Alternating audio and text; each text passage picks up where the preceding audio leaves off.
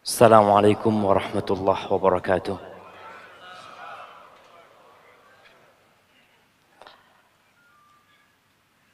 Alhamdulillah. Alladhi hadana lihada wa ma kunna linahtadiya laula an hadana Allah. Segala puji bagi Allah Jalla Jalaluh yang telah memberikan hidayahnya kepada kita. Yang kalau bukan karena karunia Allah, kita nggak akan bisa sampai ke tempat ini.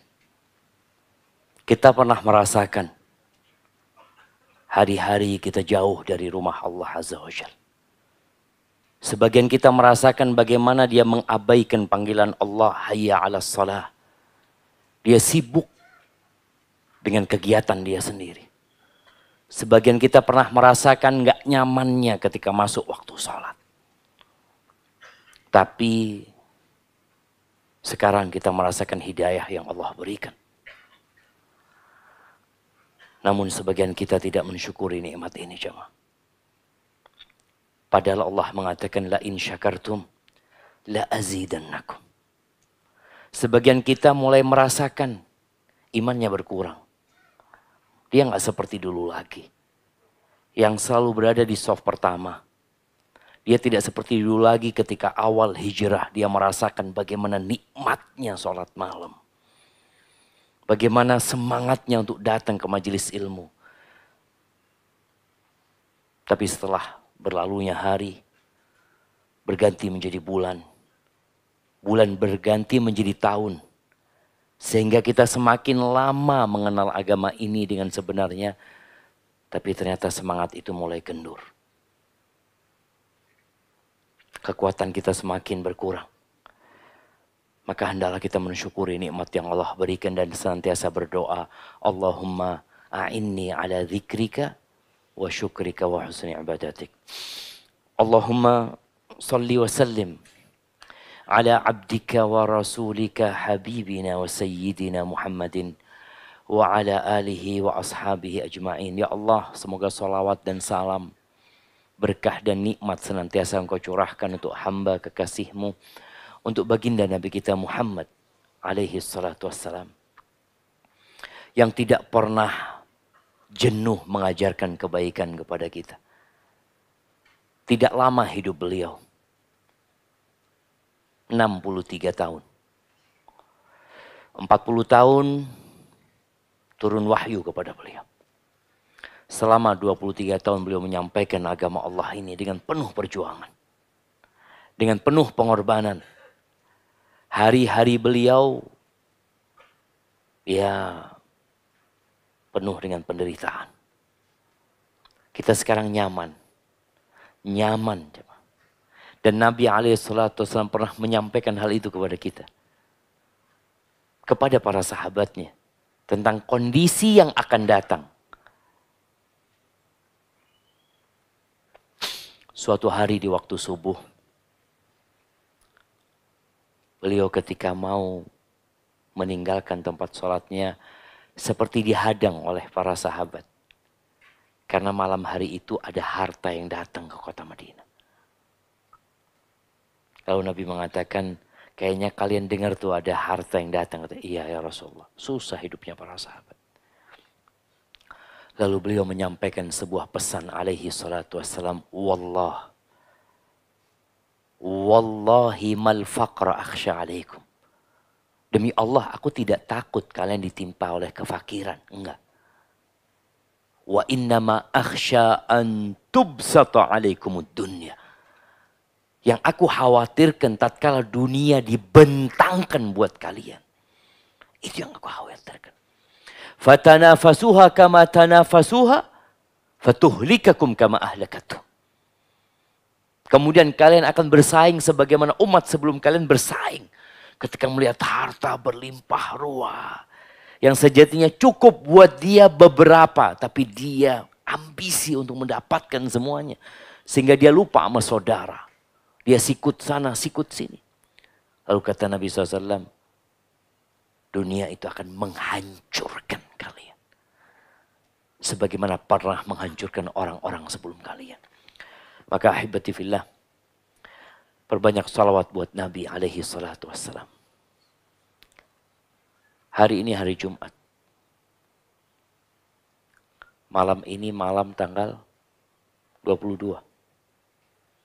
Iya. 22 Muharram. Sejak 1444 tahun yang lalu hijrah Nabi alaihi salatu wassalam. Beliau senantiasa mengingatkan kita untuk bersalawat kepada Nabi alaihi salatu wassalam. Allah udah bersalawat kepada beliau. Malaikat-malaikat bersalawat kepada beliau. Lalu Allah mengatakan, ya ayyuhalladzina amanu. Wahai orang-orang yang beriman. Yang beriman dipanggil sama Allah. Disuruh apa sih sama Allah? Sallu alaihi wasallimu taslima. Kalian bersalawatlah dan bersalamlah buat Nabi SAW. Malam ini coba kita merenungkan. Tadi Jumat berapa kali kita salawat sama Nabi SAW ya? Engkau lihat. Hidup itu hanya bilangan waktu. Kita melihat bagaimana detik berubah menjadi menit. Itu hidup kita. Dari menit dia akan berubah menjadi jam. Dan jam itu terus jamaah bergerak. Anak-anak yang sedang ujian di kelas. Mahasiswa itu kalau lagi ujian. Yang akan dia lihat apa? Jamnya. Dia jawab. Dia lihat lagi. Jawab lagi. Lihat lagi. Kenapa? Dia benar-benar menghargai detik-detik dia. Karena dia takut habis, belum selesai menjawab pertanyaan. Dan waktunya terbatas, dia tahu. 90 menit, dia punya waktu atau 120 menit. Dan dia benar-benar menghitung waktu dia dengan detik dan menit. Bukan jam dan bukan hari. Makanya kadangkala ada waktu kita tinggal ya. Kita kalau punya visa masuk ke beberapa negara itu. Bukan dikatakan 3 hari. Waktu antum 72 jam. Antum harus keluar dari tempat ini. Allahu Akbar jamaah. Itulah jam itu terus berkejar-kejaran jamaah. Berubah menjadi hari. Dan hari berubah menjadi Jumat. Jumat berubah menjadi bulan. Bulan berubah menjadi tahun. Tahu-tahu anak lihat anak sudah berumur 45 tahun. Udah tua jamaah. Tua apa enggak 45 tahun jamaah? Jangan merasa muda tuh. Udah tua. Muda itu di bawah 40 tahun. Ustaz, tapi anak Ustaz 60 Pak masih jiwa muda Ustaz. Enggak apa-apa jiwa muda. Misalkan bisa sholat malam dari jam 3. Buat puasa sunnah. Aduh Ustaz, kalau puasa sunnah berat Ustaz. Ahibati fillah. Di dalam Al-Quranul Karim kalau kita membaca. Allah sering mengingatkan kita dengan waktu kita. Jadi modal orang hidup itu ternyata bukan harta. Tapi waktu. Antum kadang-kala melihat fulan mati di rekening dia ada duit 2 miliar Ustaz. Kan sayang Ustaz. Cuma waktu dia udah habis. Loh 2 miliar itu bukan punya dia. Memang punya ahli warisnya. Atau milik orang lain. Ketika kita berumur 120 hari. Ingat waktu umur 120 hari itu? Gak ingat, sama-sama gak ingat juga waktu itu. Tapi Nabi ngasih tahu kita jamaah. Kita pernah berumur 120 hari itu didatengin sama malaikat. Lalu malaikat itu diperintahkan untuk mencatat. Ditiupkan ruh. Kemudian dicatat. Apa yang dicatat? Siapa yang tahu? Angkat tangan dan kasih hadiah. Apa yang dicatat?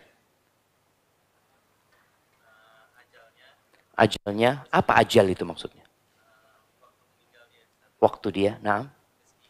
Rizkinya. Masya Allah. Baik buruknya. Kasih hadiah. Bukan jodohnya. Barakallahu fikum. Naam, jodoh itu masuk dalam kategori rizki. Rizki. Jadi yang dicatat itu Pertama ajalnya, kedua rizkinya. Kenapa dua hal ini bersamaan? Karena orang ini tidak akan habis ajalnya kecuali dia sudah menikmati semua rizkinya. Udah selesai, udah habis rizki dia. Maka ajal dan rizki itu jalan bersama. Jangan takut antum gak bisa makan. Kenapa? Kalau antum gak bisa makan berarti waktunya antum mati. Udah selesai, habis rizki anak. Makanya kadang-kadang orang ini kaya raya, dia bisa makan, bukan bisa makan. Dia bisa beli restoran Padang. Dia bisa beli itu. Tapi karena waktu dia habis, gak bisa dia makan satu butir beras, gak bisa. Udah gak ada, waktumu udah habis, game over katanya orang. Kemudian yang dicatat juga, syaqiyun au sa'id. Dia baik atau buruk, semua udah dicatat. Makanya Allah ingatkan kita kalau bicara dengan waktu ini jamaah, subhanallah. Kalau kita baca wal asri, kita akan ingat dengan waktu asar. Wal asri itu bisa bermakna demi masa atau demi waktu asar. Karena ada wal fajri, demi waktu fajar. Kita lihat tadi fajar, tahu-tahu asar, tahu-tahu maghrib udah jamaah. Terus waktu itu berjalan. Allah bersumpah dengan wadduha. Fajar, duha, asar. Allah bersumpah dengan wallaili idza yaghsha. Wallail, demi waktu malam. Kenapa? Supaya manusia ingat bahwasanya perubahan yang terjadi ini mendekatkan kita kepada ajal kita. Semua ada waktunya. Allah Azza wa Jalla berfirman di surat Fatir ayat 13. Kata Allah, yulijul layla fin nahar. Yulijul layla fin nahar. Allah memasukkan malam ke siang. Kita lihat ya, habis sholat subuh. Di Jember itu, kita punya masjid belum jadi. Jadi kalau habis sholat subuh, kalau anak jadi imam, anak ngeliat itu. Dari gelap. Kemudian merah, kemudian terang. Ya Allah, siapa yang memasukkan ini jamaah? Malam yang gelap gulita, perlahan-lahan dia berubah menjadi terang benderang dan hilang itu malam. Berada di tempat yang lain. Wa yulijun nahara fil lail. Dan kita tadi masih terang benderang. Anak datang ke sini masih terang.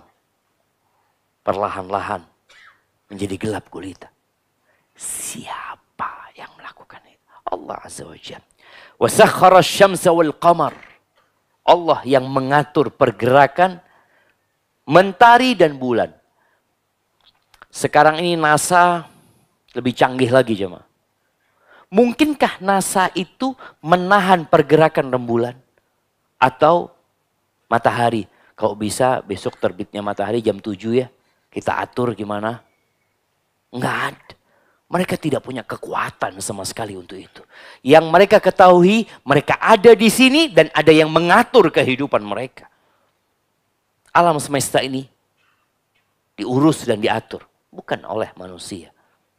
Lalu Allah mengatakan, kullun yajri li ajalin musamma. Semua bergerak dengan waktu yang terbatas.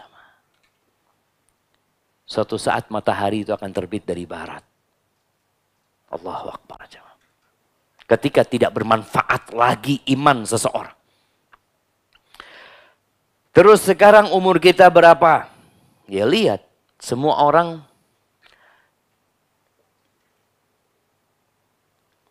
peduli dengan umurnya. Apalagi kalau ditanya, antum sudah nikah? Belum Ustaz. Umur berapa? Baru 27. 27. Siapa yang umur 27 belum nikah? Angkat tangan. 28 belum nikah. 30 belum nikah. Anak mau kasih hadiah, jangan takut antum. Astagfirullahaladzim. Anak sini minum. Antum kenapa?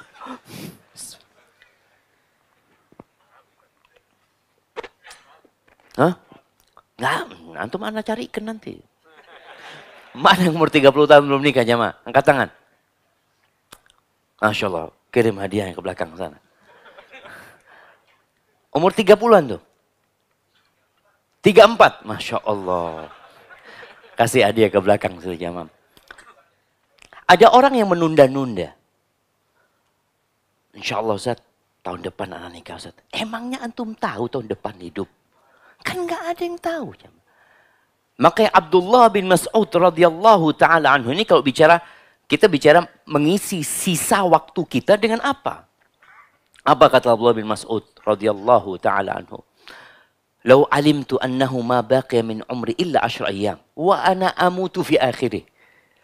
Kalau tersisa dari umur, kalau aku tahu ya, kan kita nggak tahu. Umurku tersisa 10 hari. Dan aku mati di tanggal 10-nya. Dan aku tidak punya istri, aku akan nikah. Bayangin jemaah. Bagaimana beliau benar-benar memanfaatkan waktunya. Untuk apa? Untuk mendekatkan diri kepada Allah Azza wa Jalla. Maka jangan menunda-nunda amal soleh. Apalagi yang sudah tua. Yang punya masa muda yang penuh dengan kemaksiatan. Antum harus berlomba. Dengan siapa? Dengan orang-orang yang dari kecil sudah jadi anak soleh. Sekarang kita lihat anak-anak di pesantren udah ngafalin Quran. Anak ya Allah Ustaz, umur 40 tahun. Terus terang hafalan masih 5 surat. Kenapa? Udah tua Pak Ustaz. Oke, kalau antum merasa udah tua, antum harus lebih semangat lagi daripada yang muda. Sebagian yang tua mengatakan udah tua, menganggap nggak bisa lagi menghafal. Nggak mau menghafal yang ada. Ada seorang wanita, dia pensiun kerja, mungkin dia sibuk dengan dunianya, umur 60 tahun dia jam. Baru sadar dia, umur 60 tahun. Dia nggak peduli sama Quran pada waktu itu. Akhirnya dia masuk ke rumah Quran, belajar Quran. 3 tahun hafal. Terus antum mengatakan nggak bisa. Nggak mau antum. Nggak mau menyisihkan waktu. Kalau urusan dunia dia punya waktu. Untuk Quranul Karim nggak punya waktu. Sama waktunya untuk dunia dan untuk akhirat waktu kita sama. Semua orang punya waktu 24 jam dalam sehari. Oh fulan nggak sibuk. Bukan fulan nggak sibuk. Yang nggak sibuk tuh orang mati. Tapi kita nggak mau meninggalkan kesibukan kita. Apa nggak bisa antum matikan handphone antum? Takut ada yang telepon. Ustaz. Dulu ketika antum nggak punya handphone, pernah takut ada yang telepon. Jamaah, kita pernah hidup nggak punya handphone. Anak rasakan tenang hidup kita. Kalau mau telepon kemana? Wartel. Ngantri kita telepon. Ada kepikiran gimana ya kalau ada masalah di keluarga nanti mereka telepon anak. Ya sudah nggak ada memang teleponnya. Tinggal dimatikan sekarang bisa. Tapi kita nggak mau, berat buat kita. Apalagi urusan bisnis nih. Loh Ustaz, kalau matikan handphone itu menolak rizki artinya. Allahu Akbar. Tahu dari mana ada rizki antum? Dia kan sudah menghitung. Makanya manusia ini kadang-kala menghitung sesuatu yang belum tentu milik dia. Antum pernah melihat ada toko di pinggiran jalan tuh, tahu-tahu jalannya dibongkar. Atau selokannya dibongkar. Akhirnya orang nggak bisa masuk ke toko dia. Lalu dia mengatakan, oh kita rugi. Rugi dari mana antum? Dia kan ngitungnya rugi. Iya biasanya sehari. Tahu Ustaz? Sejak jalan ini rusak, dibikin 1 juta kita dapat. Kita rugi 19 juta. La haula wa la quwata illa billah. Rizki antum memang 1 juta. Tapi dia sudah ngitung yang bukan rizki dia. Udah dihitung. Makanya dia menderita ketika menghitung sesuatu yang belum milik dia. Yang belum masuk itu bukan rizki kita. Tapi kenapa sudah antum hitung? Itulah manusia. Kalau urusan dunia dia hitung sampai sesuatu yang belum jadi milik dia. Ustaz, rugi Ustaz. Rugi berapa? Ya rugi 1 M. Kenapa? Ini rumah Ustaz. Ana jual 19 M. Ternyata sama sohib ana dijual 20 M. Ana rugi Ustaz. Loh, rugi dari mana antum? Jadi memang bukan milik antum, kok bisa rugi antum. Ada satu orang gila jemaah. Dia beli lukisan. Di kampung di desa sana. 150.000. Akhirnya dia jual 1,5 juta. Untung berapa jemaah? 10 kali lipat. Dijual sama orang. Sama orang ini dijual 150 juta. Merasa rugi yang jual 1,5 juta, rugi banyak. Anak kata dia, loh rugi dari mana tuh? Seharusnya anak jual 150 juta. Enggak, antum itu untung. Bayangin yang jual 150.000 nggak merasa rugi. Antum jual 1,5 juta, kok bisa merasa rugi antum? Itulah manusia. Gila nih orang jamaah. Karena memikir, ya Allah seharusnya. Seharusnya dari mana? Nggak ada seharusnya. Udah punya antum tuh seperti itu. Itu urusan dunia, kita sampai stres, sampai gila. Tapi urusan akhirat kita kehilangan waktu. Ya Allah, anak tadi masjid sudah bubar Ustaz. Pernah kita menyesal dengan pagi hari tadi kita telat ke masjid. Yang ada enggak? Ya udah takdirnya. Kalau urusan akhirat, dia takdir. Urusan dunia enggak. Karena kita tidak menghargai akhirat jemaah. Ahibati fillah. Rasulullah sallallahu alaihi wasallam. Beliau mengajarkan kepada kita bagaimana memanfaatkan waktu kita ini. Waktu kita nggak sama dari sisi ajal itu kapan datang. Tapi kata Nabi SAW, khairun nas man tala umruhu wa hasuna amaluhu. Sebaik-baiknya manusia itu yang panjang umurnya, baik amalannya. Wa syarrun nas man tala umruhu wa sa'a amaluhu. Dan manusia yang paling buruk, yang panjang umurnya, buruk. Kenal kitab Riyadhus Shalihin. Siapa yang ngarang? Imam Nawawi. Arba'in Nawawiyah. Imam Nawawi. Beliau meninggal jemaah nggak punya anak. Karena beliau meninggal sebelum menikah. Umur beliau nggak panjang. 45 tahun beliau meninggal dunia. Tapi sampai hari ini. Beliau dapat tambahan umur terus. Dengan apa? Dengan diingat kebaikannya oleh manusia. Maka bagaimana antum, kalau tadi sebaik-baiknya manusia yang panjang umurnya, nih Imam Nawawi udah mati. Beliau insya Allah meninggal dunia itu tahun 676. Beliau lahir 631. Iya, 45 tahun beliau hidup di muka bumi ini. Tapi sampai hari ini sama diingat kebaikannya. Qala al-Imam An-Nawawi rahimahullahu ta'ala. Nih anak-anak yang menghafal Arba'in Nawawiyah yang ditulis oleh Imam Nawawi, terus pahala itu dapat tuh Imam Nawawi. Maka dikatakan wadzikru lil insani umrun tsani, dan diingatnya, dikenangnya manusia kebaikan dia itu adalah umur tambahan buat dia. Enggak mati-mati seakan dia jemaah. Dan Nabi kita Muhammad alaihi salatu wassalam, beliau di muka bumi cuma 63 tahun. Tapi setiap hari kita mengatakan Assalamu alayka ayyuhan nabiyyu wa rahmatullah wa barakatuh. Terus kita mengatakan itu. Apa kata Nabi SAW dalam hadis riwayatkan oleh Al-Hakim dalam Mustadraknya? Igtanim khamsan qabla khamsin. Engkau manfaatkan 5 perkara sebelum 5 perkara yang lainnya datang. Disinilah kita memanfaatkan sisa umur kita. Yang pertama kata Nabi SAW, syababaka qabla haramik. Masa mudamu sebelum engkau tua. Masa mudamu. Karena orang kalau sudah tua, itu banyak menyesali masa mudanya. Tapi mau gimana? Dulu Ustaz ketika muda Ustaz, anak maraton Ustaz. 40 kilo. Juara 1 anak Ustaz.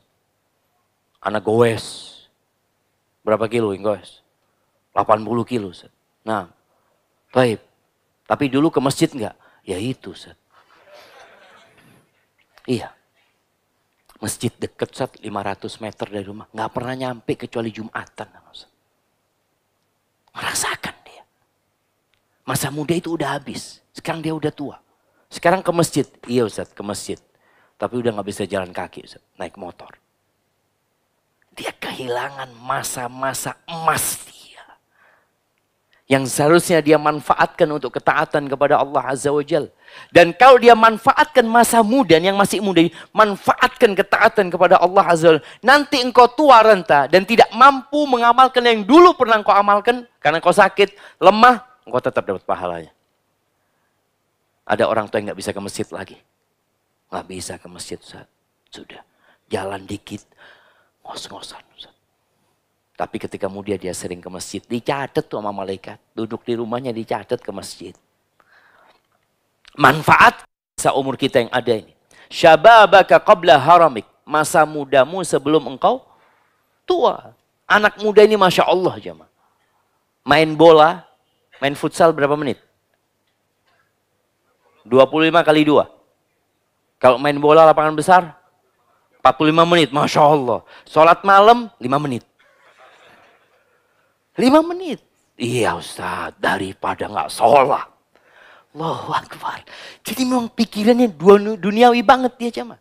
Manfaatkan seharusnya. Paling tidak sama. Engkau main bola, berapa menit, kerjakan sholat malam. Seperti itu.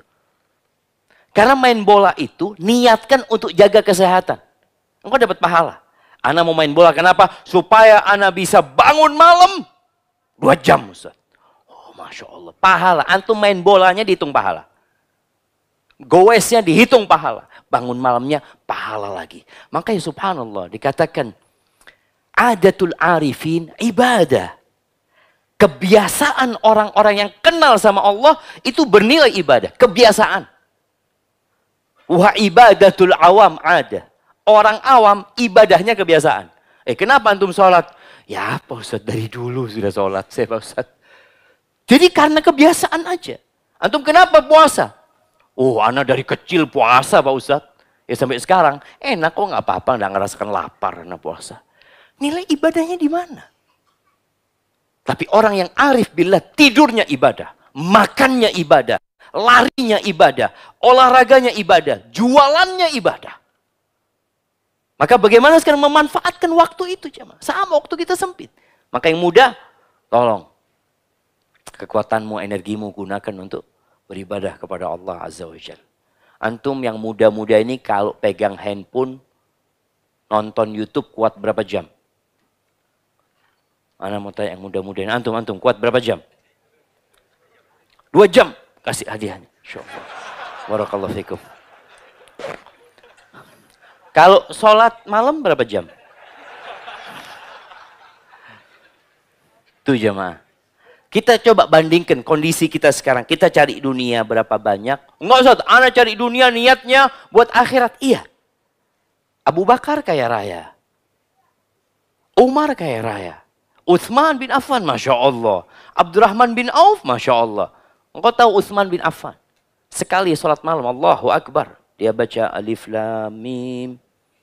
Dzalikal kitabu la raiba fi hudal lil muttaqin. Baru rukuk ketika membaca minal jinnati wan nas.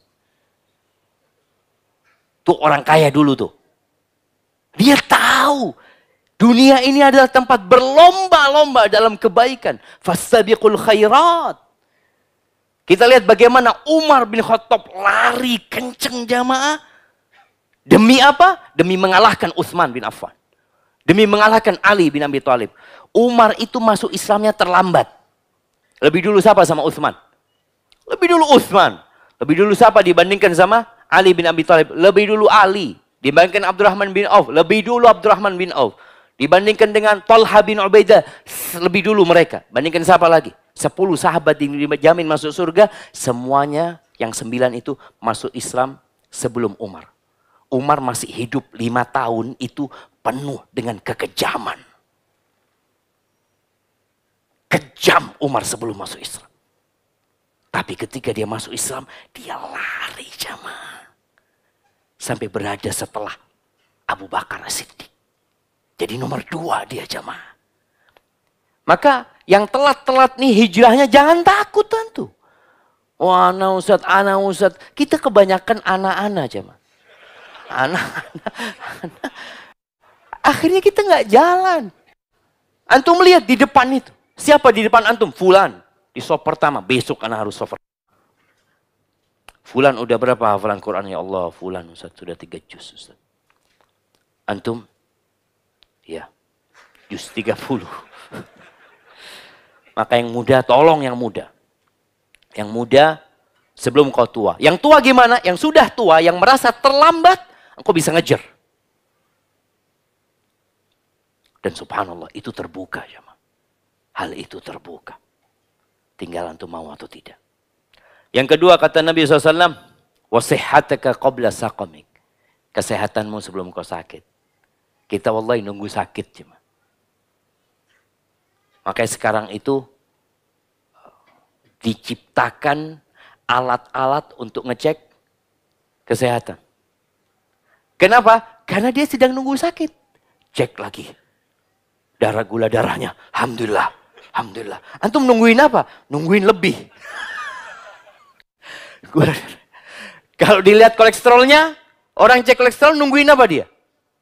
Ya nungguin jangan sampai lebih gitu ya, tungguin ya Allah. Kalau sudah lebih, ya Allah lebih minum obat dia. Kita seakan-akan nunggu sakit loh ya. Emangnya nggak boleh cek? Boleh cek, fadol. Nggak ada masalah engkau. Tapi sebelum engkau sakit, engkau manfaatkan kesehatanmu itu. Ketika tahu, oh alhamdulillah. Masih normal semuanya. Mau dibikin apa kalau masih normal? Gunakan untuk ketaatan kepada Allah Azza wa Jalla. Laksanakan kebaikan-kebaikan. Semua kebaikan. Yang paling ringan, zikrullah. La ilaha illallah. Berapa menit? Berapa menit? 5 menit. Kasih hadiahnya. Antum nanti belajar ngitung lagi sih mas. Astagfirullah. La ilaha illallah berapa detik jemaah? 3 detik mungkin. 3 detik jemaah. Bayangkan dalam 1 menit berapa kali antum bisa mengatakan la ilaha illallah. Afdalu dzikr. Afdalu ma qultuhu ana wan nabiyyuna min qabli. La ilaha illallah wahdahu la syarika lah. Lahul mulku wa lahul hamdu wa huwa ala kulli syai'in qadir. Baca zikir petang jemaah. Butuh berapa menit gitu ya? 15, 20 menit. Tapi kadangkala kita, ya Allah, belum selesai tadi. Kenapa?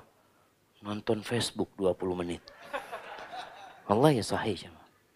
Kita banyak digodain. Maka tolong, kata Nabi, engkau sehat sebelum engkau sakit. Kalau sakit, ya Allah jemaah. Ada orang kepingin sujud. Ya Allah Ustaz, anak kepingin sujud Ustaz. Nggak bisa. Karena kalau dia sudah sujud nggak bisa berdiri. Karena dengkulnya sakit. Ada yang kalau sujud pening kepalanya. Sekarang yang sehat manfaatkan. Rasulullah SAW beliau sholat beribadah sampai sakit. Sampai kakinya bengkak Nabi SAW. Itu Aisyah, Bilal bin Rabah, ya Allah. Pernah suatu malam Aisyah cerita. Suatu malam Nabi SAW tidur bersamaku. Tahu-tahu beliau mengatakan, ya Aisyah, engkau izinkan aku ya, aku kepingin sholat. Beliau malam itu kepingin sholat panjang rupanya. Kata Aisyah radhiyallahu ta'ala anha, ini istri-istri yang soleha ya, belajar dari Aisyah.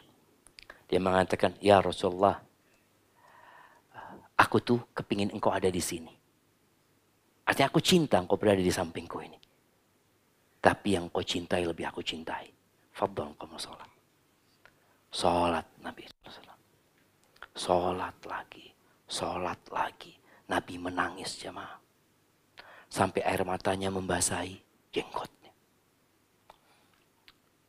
Jenggotnya sudah basah ya. Dengan air mata itu. Tanah yang di depan Nabi SAW. Rumah Nabi itu nggak ada keramiknya. Rumah Nabi itu nggak ada karpetnya, nggak ada permadaninya. Tanah. Rumah Rasulullah SAW. sampai mati. Alaihi salatu wassalam. Sampai basah itu. Sampai subuh Nabi nangis. Bilal ketika subuh memanggil Nabi untuk sholat ya. Mengingatkan Nabi untuk sholat. Dilihat sama Bilal, ya Allah kok sampai kayak gini Nabi SAW ya. Maka Bilal mengatakan, ya Rasulullah, apalagi ya Rasulullah. Qad ghafarallahu laka ma taqaddama min dzambika wa ma ta'akhir. Udah ya Rasulullah, udah diampuni. Yang dulu dan yang akan datang. Aisyah juga mengatakan, ya Rasulullah, sampai bengkak kakimu ya Rasulullah. Sholat. Sebagian kita yang ada operasi kakinya karena main bola. Ada yang pernah Ustaz, operasi lutut karena keseringan tahajud. Ustaz. Pernah lihat ya, Pak?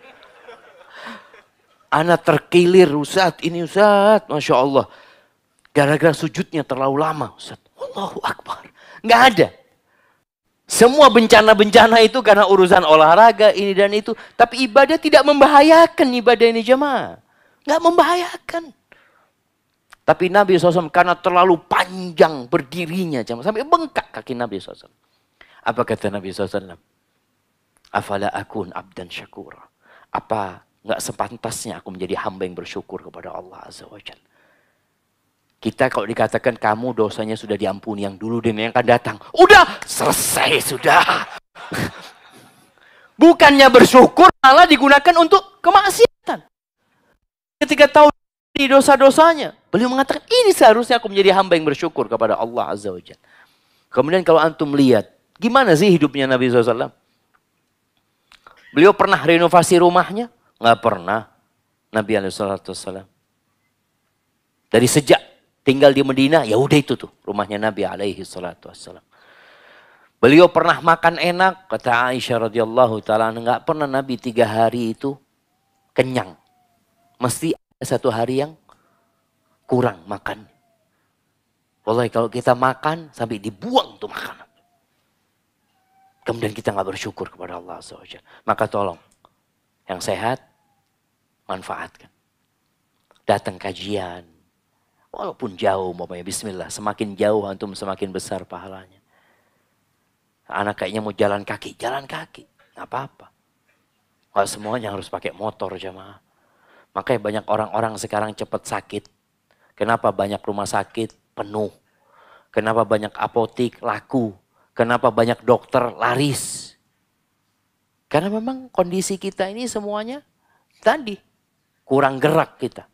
Antum kalau sudah kurang gerak, usahakan bergerak ke masjid jalan kaki. Geraknya Anda nggak pernah gerak, ya udah ke masjid jalan kaki. Kayaknya sulit jauh masjid, ya udah geraknya sholat malam. Antum berdiri, antum ruku, masya Allah, sehat antum masya Allah.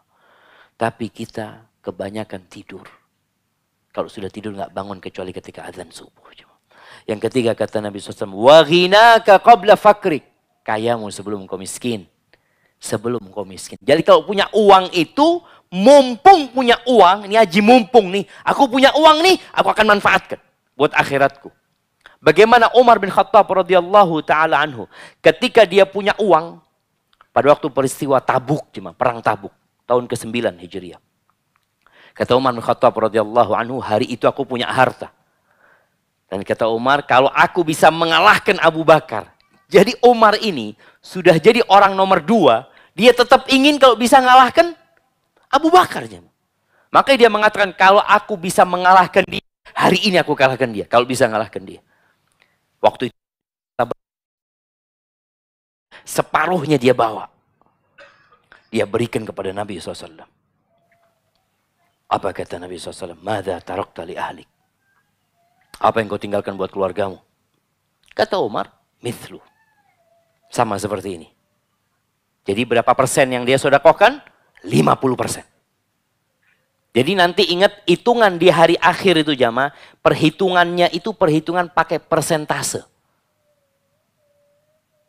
Jangan antum berpikir ada kotak amal anak sedekah tadi 2.000. Yang di sebelah anak 100.000. Ustaz. Lebih baik mana yang 2.000 sama yang 100.000? Tergantung. Boleh aja jadi yang 2.000 ini, anak cuma punya uang 2.000. Terus pulang nanti, bismillah lah. Tentu nggak perlu makan, nah, dalam malam ini besok pagi anak makan. Dia cuma punya uang 2.000. Yang 100.000 punya uang 100 juta. Yang dia sedekahkan berapa? Berapa persen jemaah? 0. Sedikit. Maka hitungannya pada hari kiamat nanti persentase jemaah. Bukan jumlah nominal. Makanya Nabi SAW pernah mengatakan, sabaqa dirhamun mi'ata dinar.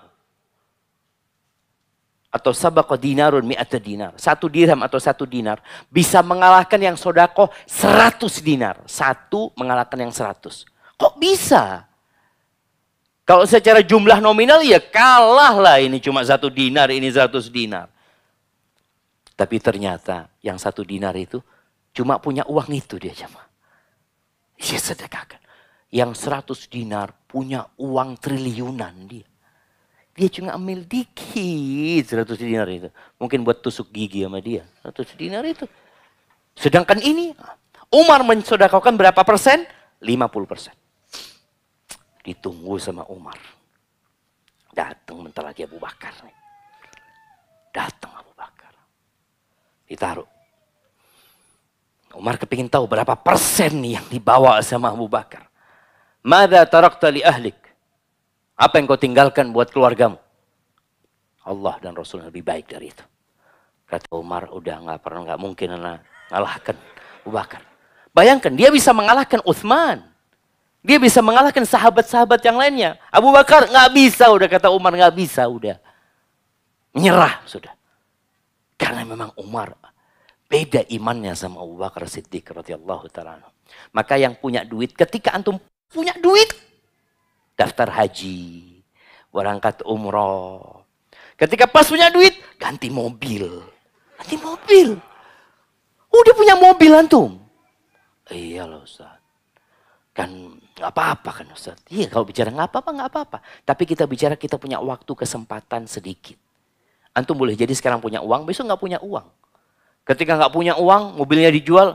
Ya Allah ya, kalau anak sodakoh sudah ada nunggu anak di akhirat. Iya, antum nggak sodakoh. Maka ketika punya uang, yang antum pikirkan pertama rumah antum di surga, bukan rumah antum di sini. Ketika antum punya uang, ya Allah, Bismillah, sekarang anak kepingin punya rumah di surga Allah Azza wa Jalla. Kesempatan.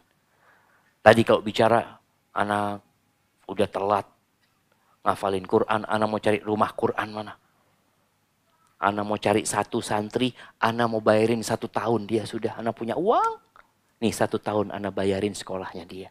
Semoga jadi pahala buat anak. Sebelum uang itu habis nih uang jemaah. Kalau tidak buat kebaikan, buat keburukan. Atau akan berpindah kepada orang lain. Makanya ada anak-anak, Masya Allah, anak-anak ini yang gembira ketika bapaknya mati.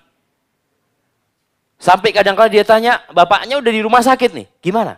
Abah, masih bernafas? Oh masih. Astagfirullahaladzim.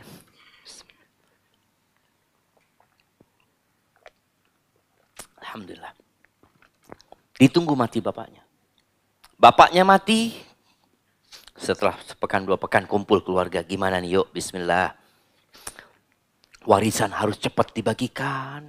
Disegerakan dibagikan. Ini sunnah loh kata dia. Jangan ditunda-tunda kata dia. Nanti bisa ribut kita seperti itu. Satu ada yang mengatakan gimana kalau 1/3 dari hartanya ayah ini kita wakafkan. Apa kata anaknya? Ya Allah gak usah. Bapak hidup gak mau wakafkan. Bapak ketika hidup gak diwakafin sama bapak. Kok sekarang kita disuruh wakafin buat bapak? Artinya kalau bapak hidup diwakafin nggak? Nggak kan? Ya sudah bismillah bagi.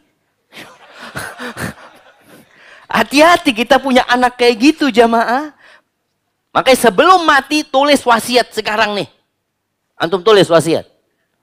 1/3 hartaku wakaf. Jadi ketika anak bapaknya mati, aduh kurang 1/3. Nggak bisa berbuat apa-apa tuh anak. Tapi ini kesempatan buat kita. Allah kasih kesempatan. Kita masih diperbolehkan bersodakoh ketika kita mati. Dengan cara apa? Wasiat. Sebelum datang kematian. Karena banyak anak-anak ini, bapaknya capek ngumpulin itu harta. Ketika meninggal dunia, anaknya nggak peduli sama bapaknya di kuburan. Maka kita kesempatan. Antum masih hidup, masih sehat, itu kalau punya harta. Antum punya motor satu, wasiat. Betul, jadi yang wasiat ini yang punya harta lebih. Karena Nabi SAW ketika Sa'ad bin Abi Waqqas sakit, dia mau wasiatkan semua hartanya. Nggak boleh sama Nabi SAW, diperbolehkan cuma sepertiga. Lalu Nabi mengatakan kepada Sa'ad, innaka antadhara warathataka aghniya khairun min antadharahum alatan yatakaffafunan nas. Engkau meninggalkan anak keturunanmu dalam kondisi mampu, cukup, itu lebih baik daripada engkau tinggalkan mereka fakir, akhirnya dia minta-minta sama orang. Jadi kalau harta antum sedikit, ya nggak usah diwasiatkan. Kesian anak-anak. Hartanya bapak berapa? Alhamdulillah Ustaz, bapak ninggalin uang 30 juta, bas 30 juta. Sepertiganya wakaf Ustaz. Wasiat kata dia, tinggal 20 juta. Berapa anak-anak? Alhamdulillah kita bertujuh Ustaz. 27 bagi 7 berapaan jemaah? Maka yang dianjurkan wasiat itu yang punya harta, intaraka khairan al-wasiyah. Intaraka khair, kalau meninggalkan harta, sebagian ulama atau Ibnu Abbas mengatakan, ia paling enggak punya 60 dinar. Itu paling 60 dinar itu 6 kali 4 berapa? 20, 240 juta. Kira-kira seperti itulah. Nah, taib. Kemudian makanya sebelum kau miskin, ini kesempatan. Kau punya harta, bagikan. Ya enggak apa-apa, antum manfaatkan. Sebagian antum manfaatkan. Ingat kisah orang yang sampai didengar suara dari awan? Ingat enggak? Ingat. Siapa yang ingat anak saya dia? Nah, gimana ceritanya? Kebunnya dia. Subhanallah, ada suara yang mengatakan iski hadiqata fulan. Nah, kirimkan apa? Sirami kebunnya fulan. Bayangin, yaitu awan disuruh nyirami kebunnya fulan. Tahu-tahu awan itu berangkat ke bebatuan, nurunkan airnya di batu-batu itu jemaah. Ini nggak ada kebun ini, kata dia. Ternyata air semuanya itu ngumpul di satu jalurnya air. Jadi air itu nggak terserap oleh tanah jemaah. Terus kumpul, diikutin sama di jalurnya air ini, ternyata sampai ke sebuah kebun. Di kebun itu, kebunnya nggak kehujanan jemaah. Airnya nyampe ke tempat dia. Dia atur jalurnya air, ada orang. Kemudian orang ini ngomong, Assalamualaikum. Waalaikumsalam, kata dia. Engkau namanya siapa, kata dia. Fulan, kata dia. Ada bang kau tanya namaku, kata dia. Iya, aku dengar namamu disebut di awan yang airnya sampai ke kebunmu. Kata dia, aku mau tanya apa yang kau lakukan. Kata orang ini, karena engkau sudah ngomong gitu. Dia mengatakan kebunku ini hasilnya aku bagi 3. Sepertiga aku makan sama keluarga, sepertiga aku kembalikan ke modal, dan sepertiga aku sedekahkan. Ada yang dia simpan jamaah? Ada yang dia simpan? Ada. Sepertiga dia simpan untuk kehidupan dia selanjutnya jamaah. Kita tuh kadang-kadang merasa nggak nyimpen. Antum simpen sepertiga itu. Kita ada kehidupan yang pasti jemaah. Pasti kehidupan itu. Antum mau bawa apa ke sana? Kemudian yang keempat kata Nabi SAW. Wa faraghaka qabla syughlik. Waktu luangmu sebelum kau sibuk. Ada yang di PHK jemaah? Angkat tangan. Yang nganggur sekarang. Yang pengangguran. Masya Allah. Oh ya, kasih yang depan ini. Insya Allah. Pantesan di soft pertama beliau. Nah, barakallahu fikum. Kita adzan dulu jemaah. Nah, fadal. Barakallahu fikum.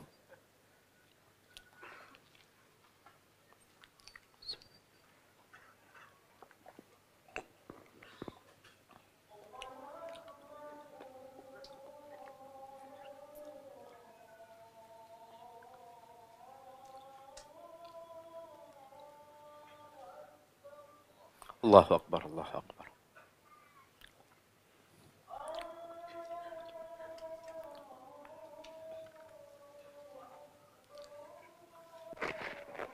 Sampai jam berapa?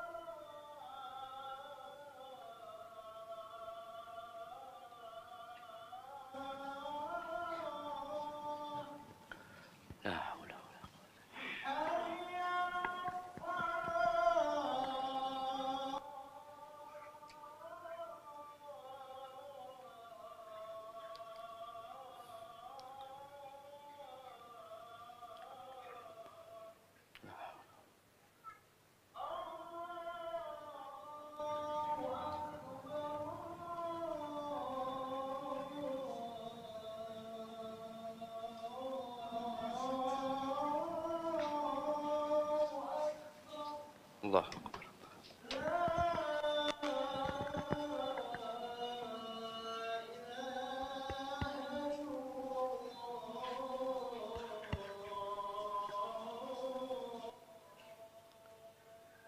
La ilaha illallah. Wa ala alihi. اللهم رب هذه الدعوة التامة والصلاة القائمة محمد الوسيلة الفضيلة وابعث مقاما محمود الذي وعدته. Baik, kita lanjutkan jamaah. Iya, kalau bicara orang yang nganggur ya, yang lagi nggak punya pekerjaan, itu nikmat loh. Dari mana nikmatnya? Di dalam hadis riwayatkan Imam Bukhari, Nabi alaihi salatu wasallam mengatakan ni'matani maghbunun fihima katsirun minan nas. Ada dua nikmat yang kebanyakan manusia tidak mensyukurinya. Tidak memanfaatkan nikmat ini dengan benar. Apa dua nikmat itu? As-sihhatu wal faragh. Nikmat sehat dan waktu luang. Orang yang nggak punya pekerjaan itu kosong, jemaah. Kosong. Makanya Umar bin Khattab radhiyallahu taala anhu atau Abdullah bin Mas'ud radhiyallahu taala anhu mengatakan, "Inni la akrah an ara syab sabah balalan." Aku tuh benci kalau melihat ada pemuda nganggur. Nganggur gimana? La fi amalid dunya wala fi amalil akhirah. Dia tidak mengerjakan urusan dunia dan tidak mengerjakan urusan akhirat. Maka yang sedang kosong manfaatkan untuk akhirat. Ada sebagian kita yang nggak bisa baca Quran 1 juz sehari. Nggak punya waktu, Ustaz. Ini yang sedang di PHK, yang sedang nganggur, bisa baca Quran 5 juz. Bisa, Ustaz. 30 juz, bisa. Nggak ngapa-ngapain. Nggak ngapa-ngapain, ya. Tapi ana walaupun di PHK, ada kesibukan, Ustaz. Apa? Main game, Ustaz. Ada sebagian orang di PHK nggak ada kerjaan, sibuk Ustaz. Sibuk anak, sampai jari anak sakit ini. Maka tadi nikmat, Nabi menyebutkan nikmat. Waktu luang, waktu kosong itu nikmat. Ketika antum datang di tempat yang antum harus ngantri. Ngantri antum nggak ngapa-ngapain. Makanya orang kalau ngantri, sebelum masa handphone ini, apa ngantri di dokter ya, ada koran tahun 90 dibaca aja, bungkusnya kacang, dia baca. Ada apa tuh? Anda nggak ngapa-ngapain. Iya, manfaatkan waktu itu nikmat. Engkau bisa baca karena kosong, nggak ngapa-ngapain. Bisa sholat duha. Yang kerja nih, antum udah kerja. Berangkat jam berapa? Jam 7, pulang jam 5 lihat. Jam 7 sampai jam 5 sibuk. Mau sholat duha sulit, mungkin sholat duha 2 rakaat, nyuri waktu untuk sholat duha. Antum sholat duha dari jam 7 sampai hampir zuhur. Bisa sholat duha? Bisa. Kalau kita baca sebagian ulama sholat 100 rakaat, ya Allah. Gimana dia sholat 100 rakaat? Kita 2 rakaat hampir berantem sama istri. Cuma 2 rakaat. Karena istrinya, bang, jangan berangkat dulu bang, sholat duha. Ah, gampang. Cuma 2 rakaat. Nih ulama 100 rakaat. Sholat lagi. Maka nggak bisa sholat malam karena capek sholat duha. Berapa rakaat? Terserah. Ada yang mengatakan 8 rakaat. Alhamdulillah bisa 8 rakaat. Tapi antum bisa 18 rakaat, tafadhol.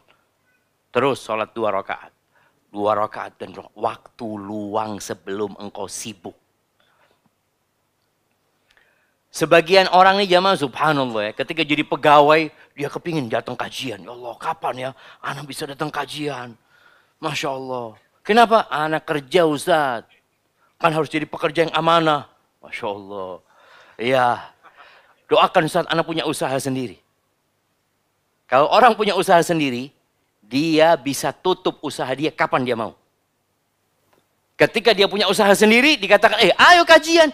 Afwan Ustaz. Anak online aja Ustaz. Hadi dunia aja mah. Kadang-kadang kita ngomong doang. Kalau kita biasa memanfaatkan waktu kosong, insya Allah kita akan dikasih waktu kosong sama Allah. Bagi teman-teman yang nggak punya waktu kosong, tolong antum ciptakan waktu kosong. Dengan cara apa? Baca Quran. Baca Quran itu salah satu yang memberikan berkah di waktu kita. Antum bisa lihat orang kalau nonton film. Film, berapa menit sih film itu? Ada 1,5 jam ya, seperti itu. Dia itu nggak capek loh jamaah. Bahkan dia bisa lanjut ke film selanjutnya. Tapi kalau baca Quran, 15 menit, alhamdulillah, udah panjang. Udah panjang gimana? Udah panjang. Coba perbandingkan kita jamaah. Ini sama-sama waktu luang gitu loh. Engkau gunakan untuk nonton, apalagi yang main game. Ada perempuan-perempuan yang ngeluhkan suaminya yang suka main game. Baca Quran, ya Allah Ustaz, baca Quran. 1 halaman aja, tadi harus berantem dulu. Ayolah bang, baca Quran bang. Emangnya wajib baca Quran? Insya Allah. Ini kalau sudah belajar kayak itu jamaah, tahu hukum sudah dia itu. Ngerti yang wajib dan nggak yang wajib. Astagfirullahaladzim. Emangnya main game wajib? Dari kapan? Enggak, ini kan mubah. Astagfirullahaladzim ya. Baik, ingat waktu luangmu manfaatkan. Yang di PHK, yang kemarin waktu pandemi itu banyak orang punya waktu luang. Ada yang kerjanya sehari kerja, sehari nggak kerja. Ya Ustaz, anak senang Ustaz, tapi gajinya separuh masalahnya Ustaz.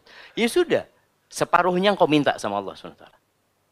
Kenapa kita nggak minta sama Rabbul Alamin? Innallaha huwar razzaq.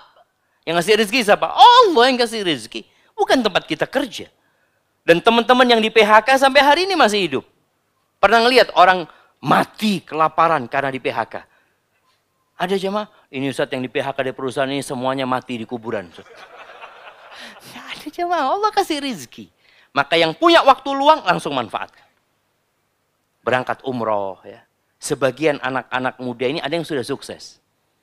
Dia udah punya waktu luang. Ketika anak tanya, kenapa antum nggak berangkat umroh, nggak berangkat haji?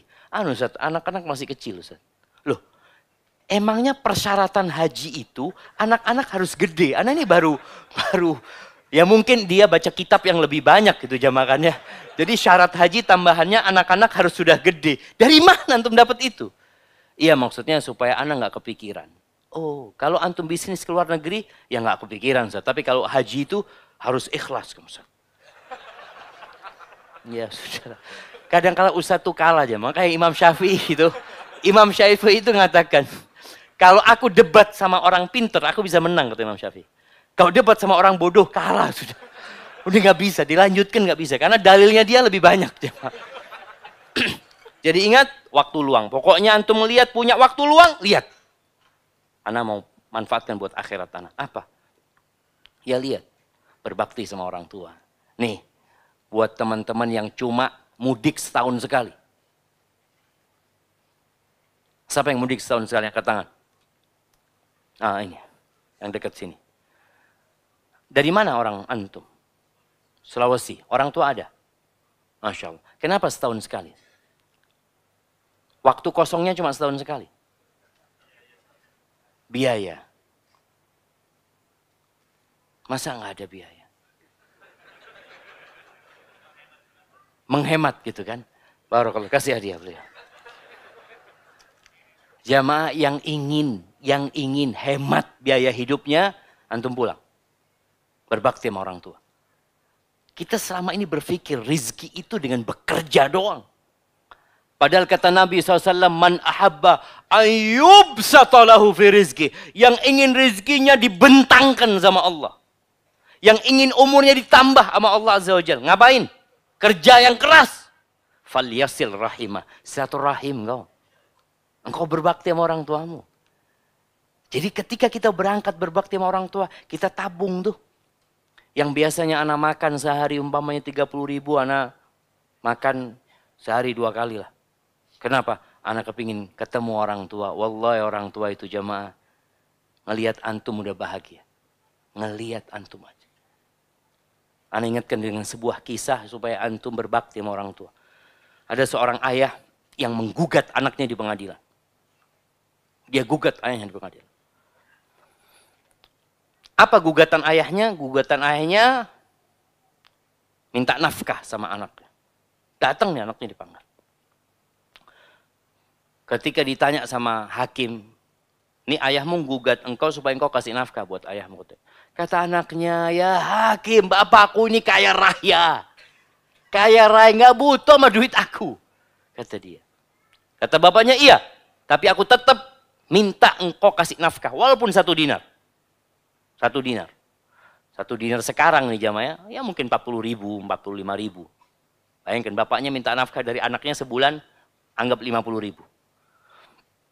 Tapi dengan syarat. Apa syaratnya? Nggak boleh dia transfer. Nggak boleh dititipkan orang. Dia harus serahkan ke tanganku. Sebulan. Setiap bulan. Gimana kata hakimnya? Ya, kata anaknya siap. Ya sudah. Sudah keputusan itu pergi anaknya. Hakim ini heran. Engkau ini orang kaya raya gitu loh. Ada apa engkau minta nafkah 1 dinar sama anakmu? Kata sang ayah, wahai hakim, anakku ini sejak keluarga, kerja, sibuk dia. Dia hampir nggak pernah jenguk aku. Maka aku ridho dia menjenguk. Aku ingin melihat wajah dia sebulan sekali. Maka yang aku syaratkan nggak boleh dia kasihkan lewat orang lain. Aku ridho melihat wajah dia. Sekali aja dia serahkan itu uang.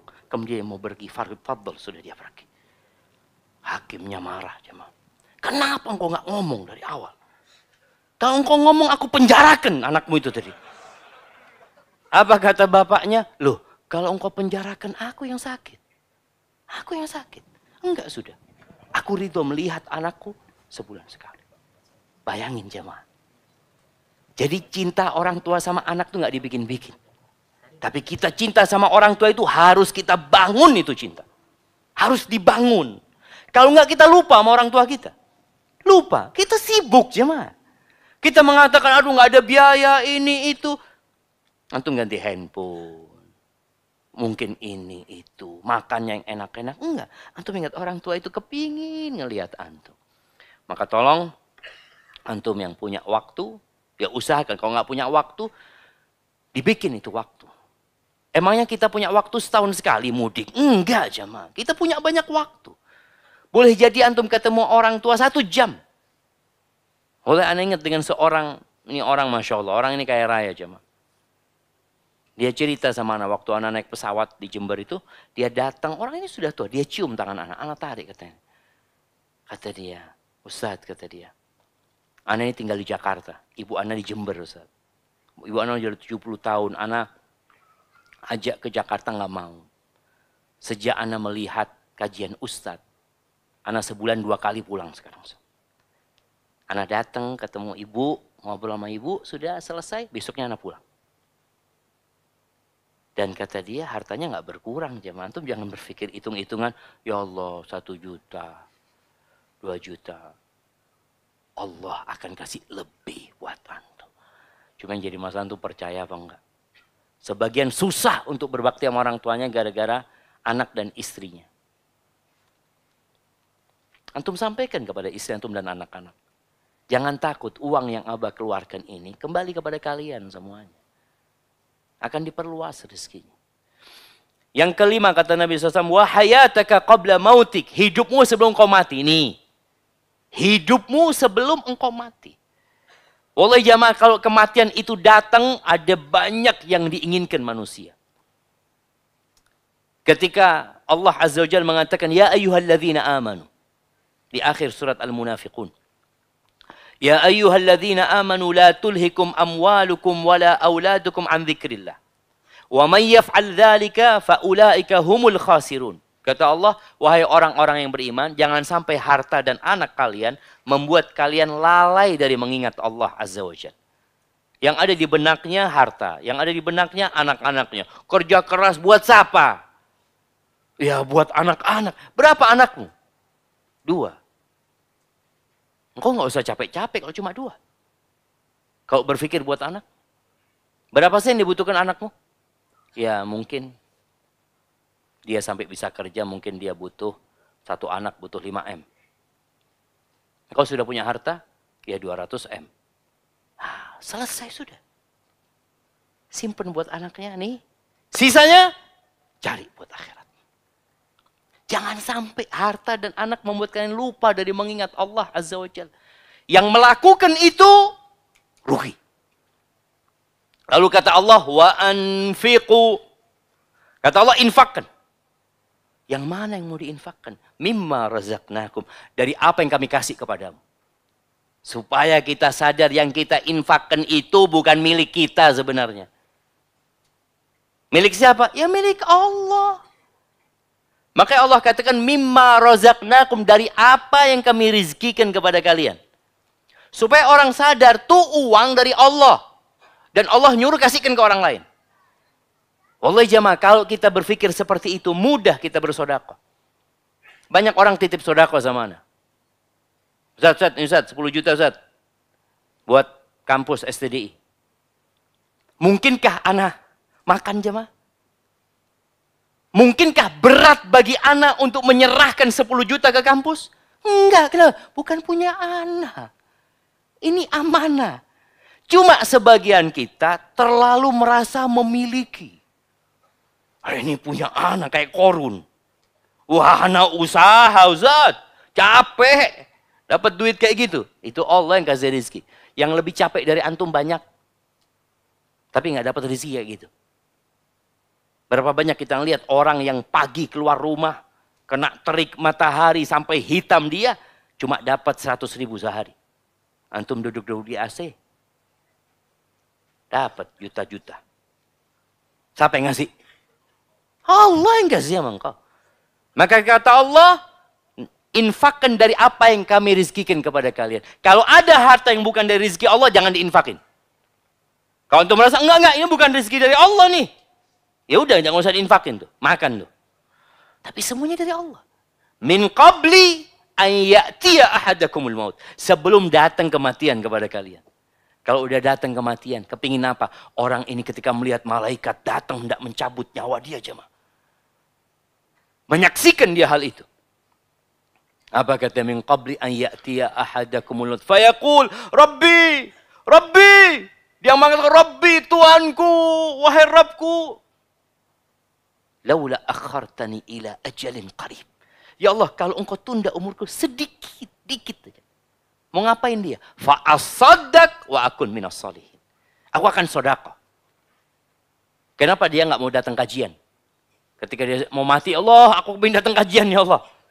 Aku kepingin sholat, kepingin haji, enggak. Dia cuma kepingin sedekah. Kenapa? Siapa yang mau jawab? Sebelah sini belum ada yang jawab dari tadi. Nah.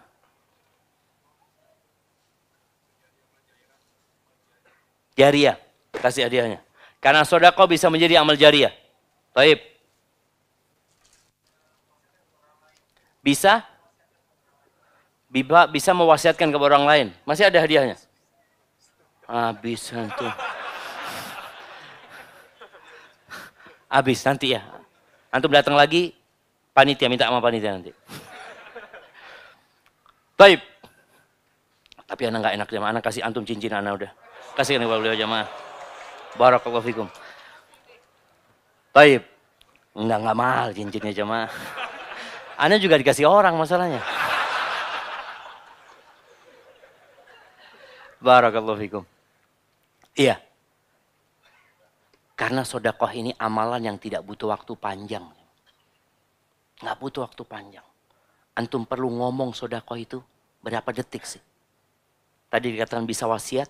Dia mengatakan mobil itu kirim ke yayasan yatim piatu.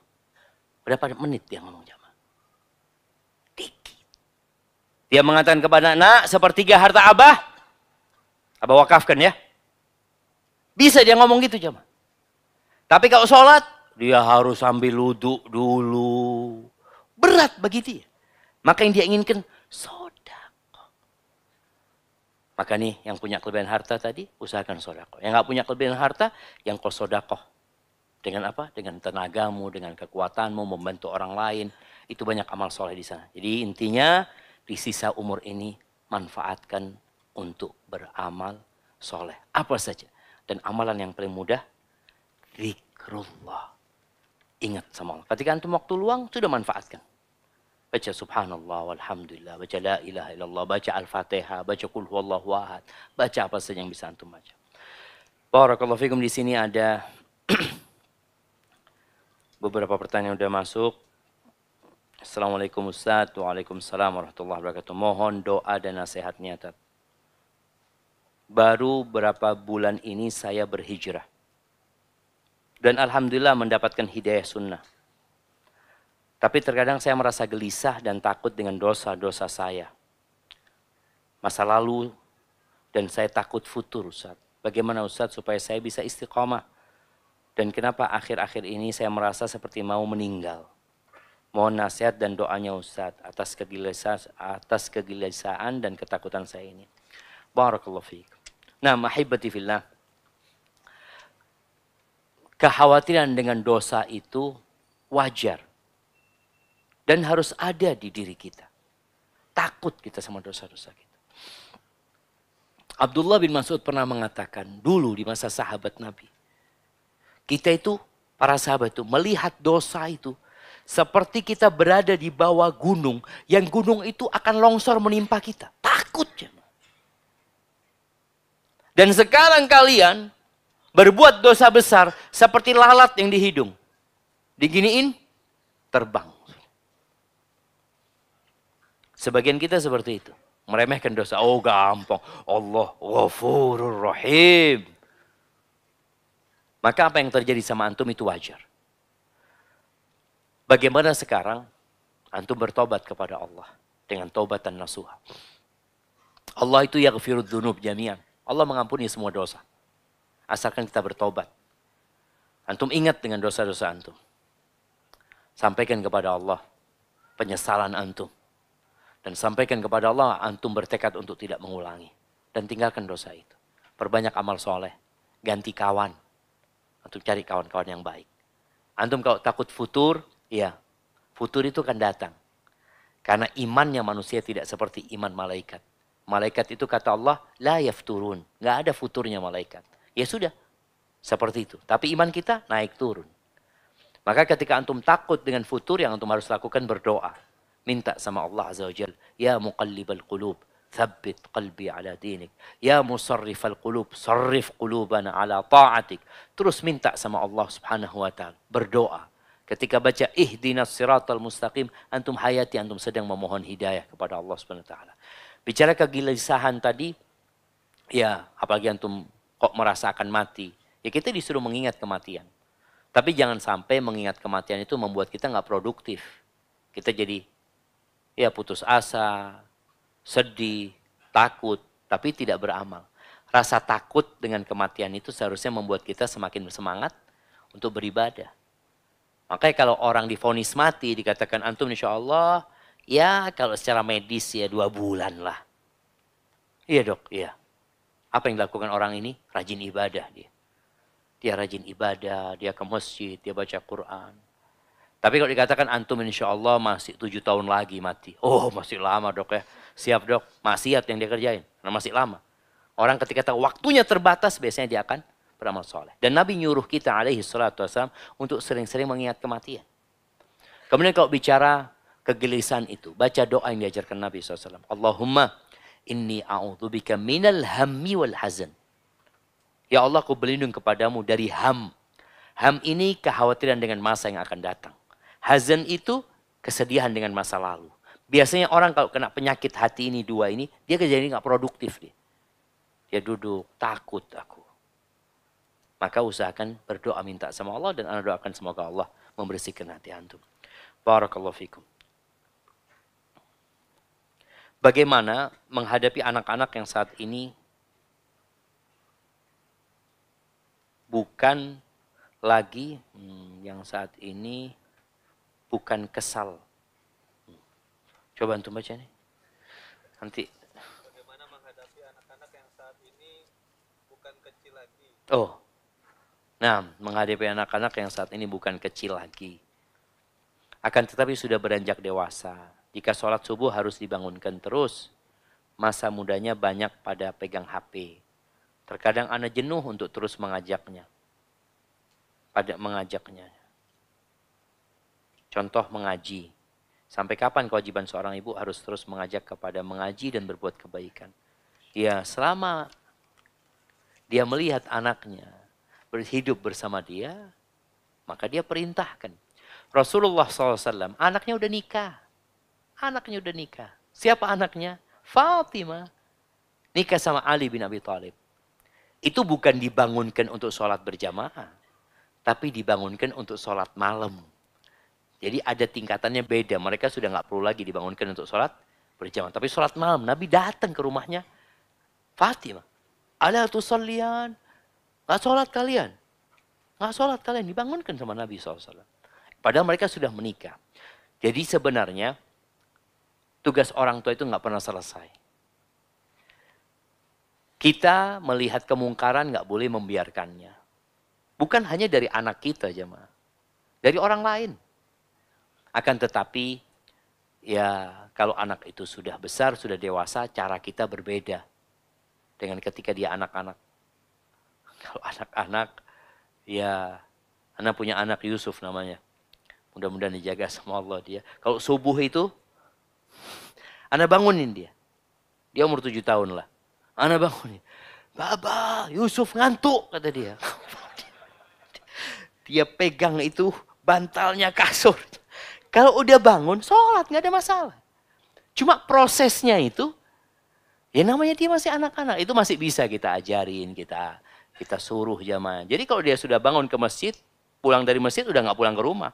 Udah main dia sudah. Jadi anak-anak seperti itu. Kalau sudah gede memang ya nggak bisa lagi seperti itu. Maka perlu pendekatan yang berbeda. Doakan anaknya. Terus doakan anaknya. Ketika dia pegang handphone, ya orang tua juga harus tegas kadang-kala sama anaknya. Dia duduk sama anaknya, nak, engkau boleh pegang handphone jam sekian sampai jam sekian. Kalau engkau ada keperluan, fadhol. Engkau minta sama ibu kasih. Seperti itu. Sehingga anak itu jadi disiplin. Akan tetapi, anak ini ketika diambil handphonenya, tolong dikasih kegiatan. Karena kadang-kadang anak itu nggak tahu mau ngapain. Diambil handphonenya, dia duduk. Ngapain ya, kata dia. Kata ibunya, 2 jam lagi baru kasih handphone. Siap ibu. Yang liatin ibunya, dia liatin jam. Tolong dikasih arahan, sehingga dia punya kegiatan gitu jemaah orang tuh. Kadang-kadang anak-anak ini nggak tahu mau ngapain. Kalau dulu Masya Allah jemaah. Anak kita, ya yang seumur anak ya. Atau yang di bawah anak sedikit. Bagaimana kita habis isya itu, biasanya habis sholat isya dari masjid. Itu main, apa ya, namanya banteng. Tahu? Benteng ya. Benteng. Yang di, aduh jamaah, itu lari. Sampai rumah teler gitu. Jamaah. Dan kita dulu dapat tugas, dari waktu SD anak ingat kita dapat tugas. Tugas nyatet berita. Dunia dalam berita. Ya Allah, itu sudah miring-miring kita jamaah. Iya, sekarang kan ya Allah. Apa yang mau ditonton dulu waktu kita SD ini tantangannya beda sama kita. Dulu kita nonton TV itu hari Ahad doang. Hari Ahad. Dan nontonnya di rumahnya orang juga. Karena nggak semua orang punya TV gitu kan. Nonton di rumah orang. Ana masih ingat TV-nya hitam putih. Dulu ada yang ditonton itu perbudakan itu. Sudah duduk semua satu kampung. Habis gitu selesai. Main lagi. Dan semua permain itu ada. Maka kita paling tidak memaklumi kondisi anak-anak itu. Kita perlu menjalin hubungan sama tetangga-tetangga. Bikin permainan, olahraga lah. Badminton kayak mungkin olahraga yang bisa di rumah itu. Pingpong. Sampai kemarin anak-anak waktu pandemi itu pada pulang ke rumah, anak bingung anak-anak ini mau main apa di rumah ya kata dia. Akhirnya anak beliin karambol. Tahu antum karambol? Ya sudah main itu. Itu masih main bersama gitu jemaah. Main. Nanti tahu-tahu dia masukin dengan tangannya biar masuk gitu kan.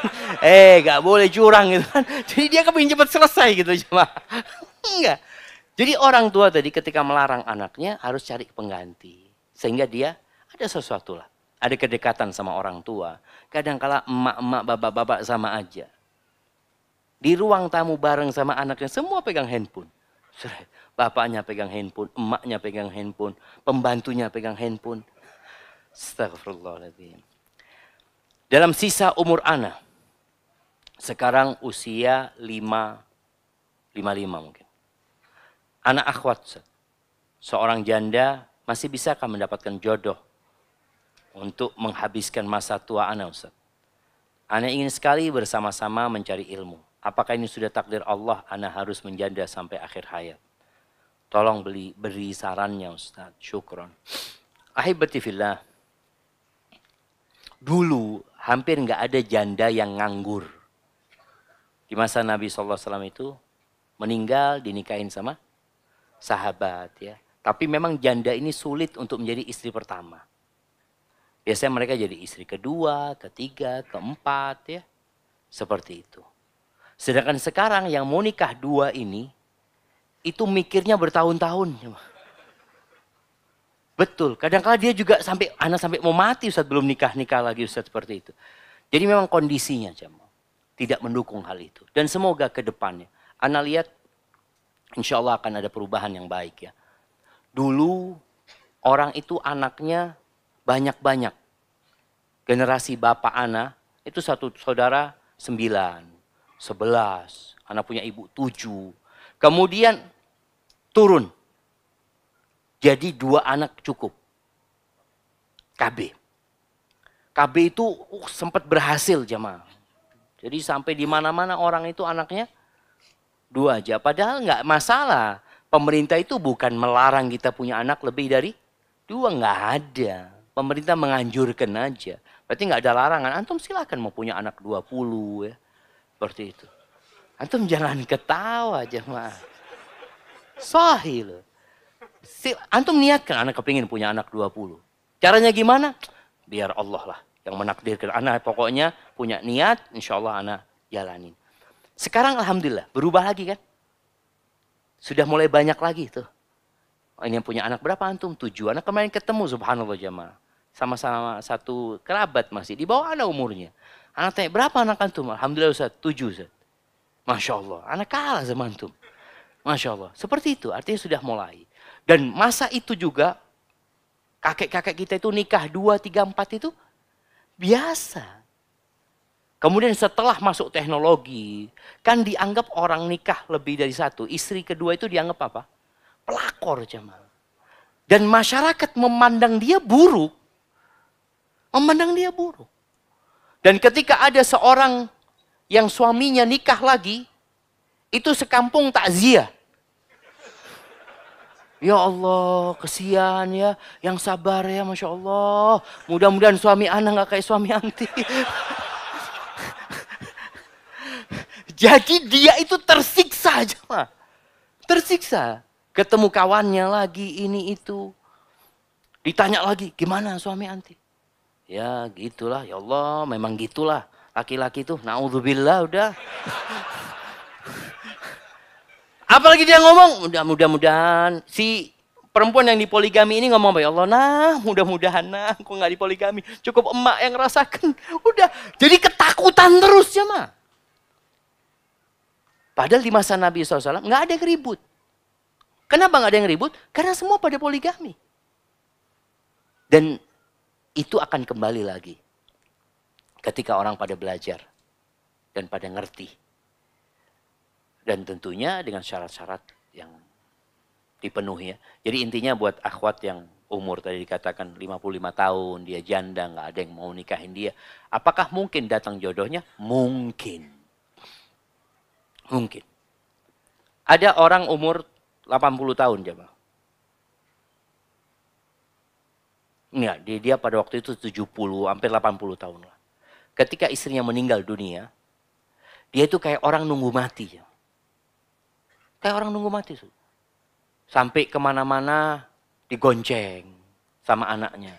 Akhirnya sama anaknya dikawinkan. Sama janda umur, nggak tahu umur 60 tahun lah. 50 lebih lah. Janda itu. Ketika dinikahkan jamaah, Masya Allah, naik sepeda dia jamaah. Goes. Ada semangat hidup jemaah. Kalau sendirian, nggak ada temennya. Tapi insya Allah, jadi masih ada harapan. Jangan takut. Tetap berdoa memohon sama Allah ya. Semoga Ustaz dan kaum muslimin selalu dalam lindungan Allah. Amin. Mohon pencerahannya agar kita bisa zuhud dunia. Iya, kalau bicara zuhud dunia, kita harus tahu dunia ini seperti apa. Kenali dunia. Makanya ketika antum berangkat ke toko emas, dikatakan ini emas 24 karat, ini emas Cuma lapisan. Antum zuhud nggak sama yang lapisan ini? Lapisan? Aduh enggak lah, nggak mau lah. Mau yang asli. Begitu pula antara dunia dan akhirat.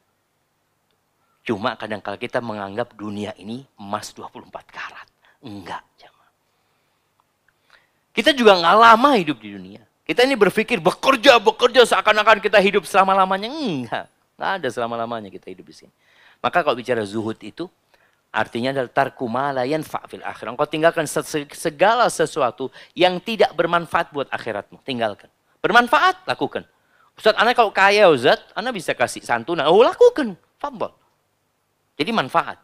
Jadi namanya zuhud itu adalah meninggalkan sesuatu yang tidak berguna buat akhirat kita. Caranya gimana? Ya kita perlu mengenali dunia ini. Pak Ustaz, jika dulu kita menikah tidak sesuai dengan apa yang seharusnya, Rasulullah SAW contohkan. Contohnya memilih istri karena kita cinta bukan karena Allah. Namun kini semua sudah terjadi dan sudah dikaruniai 2 anak. Anak-anak pun telat saya bimbing agama, karena saat itu saya pun hanya fokus kebutuhan dunia saja. Jika semua sudah terjadi tapi saya mau tetap mempertahankan keluarga, bagaimana memperbaiki itu semua? Dari kondisi yang lalai menuju rahmat Allah, dari keluarga yang kurang ilmu menuju ahli ilmu. Jazakumullah khairan. Ahibati fillah, buat yang salah pilih pasangan hidup, maka dia perlu mendesain ulang hidup dia. Rasulullah SAW pernah melakukan itu, jemaah. Subhanallah ya. Padahal bagaimana Nabi SAW menikahi perempuan-perempuan yang soleha. Tapi dalam perjalanan kan kadang-kala ada yang perlu diperbaikin. Nabi SAW pernah mendiamkan istrinya 1 bulan. 1 bulan, 9 istrinya ditinggal. Beliau tidur di kebun. Ada rumah di kebun itu, beliau tidur di sana. Sampai tersebar berita di kota Madinah bahwasanya Rasulullah SAW menceraikan istri-istrinya. Isu itu tersebar. Ketika ditanya oleh Umar bin Khattab, Nabi SAW, enggak, aku enggak menceraikan istri-istriku. Kemudian turun firman Allah di surat Al-Ahzab ayat 28, 29 atau 27, 28. Nanti dilihat di sana. Itu dipanggil istri Nabi satu persatu. Ini ya bahasa orang-orang mungkin redesign hidup mereka. Nabi SAW mengatakan, membacakan ayat ini. Ya ayuhan Nabi, wahai Nabi, qul li azwajika. Katakan kepada istri-istrimu, in kuntunna turidna Allah wa rasulahu wa daral akhirah. Ya ayuhan Nabi, qul li azwajika in kuntunna turidna al-hayatad dunya wa zinataha fata'alaina umatti'kunna wa usarrihkunna sarahan jamila. Wahai istri-istri, dipanggil satu persatu. Aisyah, wahai istri-istriku, kalau yang kalian inginkan kehidupan dunia, kenikmatan dunia, kemewahan dunia, kemari kalian, aku akan kasih harta. Aku akan kasih pesangon buat kalian. Aku akan kasih kesenangan buat kalian. Tapi setelah itu kita harus berpisah. Selamat tinggal. Gak bisa kita lanjutkan perjalanan bersama. Kenapa? Karena beda visi dan misi kita. Wa in kuntunna turidna Allah wa rasulahu wad daral akhirah fa inna Allah a'adda lil muhsinati minkunna ajran 'azima. Tapi kalau misi, ambisi kalian Allah, Rasulnya, kehidupan akhirat, maka sesungguhnya Allah menyediakan pahala yang besar buat yang berbuat baik di antara kalian. Itu satu persatu dipanggil istri Nabi SAW. Dan semuanya memilih Nabi SAW. Maka kadang-kala kita perlu duduk sama istri kita. Gimana nih, mau dibawa kemana kehidupan ini? Kadang-kala ada suami yang istrinya nggak mau sholat masih. Sulit diajak sholat. Karena memang dulu ketika menikah sama-sama nggak sholat gitu loh. Sekarang dia udah berubah, ya sudah bismillah. Tapi kadang-kala suami juga perlu perlahan-lahan ya. Perlahan-lahan ketika mentok, ya udah mau gimana lagi. Mungkin kita perlu memperbaiki hidup kita, keluarga kita, kadang-kala kita perlu ganti istri. Iya, betul jemaah. Ingat ceritanya Nabi Ibrahim, nyuruh Nabi Ismail ganti istri. Ketika tahu istrinya nggak qanaah, nggak nerima, kata bapaknya engkau ganti istri. Ganti. Maka ibu-ibu, supaya nggak diganti, ya berusaha untuk lebih. Jemaah kayaknya Ana udah, mohon maaf yang belum dibaca. Itu yang dapat Anda sampaikan, kurang lebihnya mohon maaf, yang benar dari Allah Azza wa Jalla, yang satu bulaik. Sallallahu ala nabiyina Muhammadin wa ala alihi wasallam.